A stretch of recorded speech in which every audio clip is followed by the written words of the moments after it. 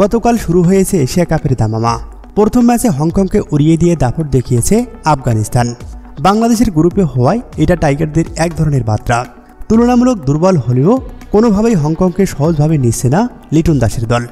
প্রথম ম্যাচে বৃহস্পতিবার রাত 8:30টায় হংকংয়ের মুখোমুখি হবে টিম বাংলাদেশ। কেমন একাদশ নিয়ে মাঠে নামবে লাল সবুজের দেশ, আসুন এক নজরে দেখে নেওয়া যাক। ওপেনিংয়ে পারভেজ হোসেন ইমন ও তার সঙ্গী তানজিদ হাসান তামিম। এরপর অধিনায়ক লিটন দাস যে থাকবেন সেটাও এক প্রকার নিশ্চিত। তবে 4 নম্বর পজিশনে তাওহিদ হৃদয়ের পরিবর্তে দেখা যেতে পারে সাইফ হাসানকে, কেননা সাম্প্রতিক পারফর্ম তাওহিদ হৃদয়ের চেয়ে সাইফ হাসানও এগিয়ে।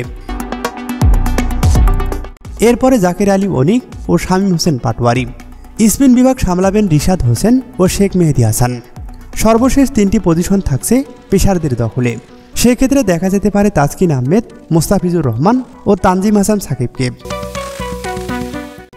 প্রথম ম্যাচে যে কোনো মূল্যেই জিততে হবে বাংলাদেশকে, নয়তো বি গ্রুপে অনেকটা কোণঠাসা হয়ে পড়তে পারে, কেননা পরের 2 ম্যাচে প্রতিপক্ষ আফগানিস্তান ও শ্রীলঙ্কা, যেখানে বেশ কঠিন পরীক্ষায় দিতে হবে টাইগারদের।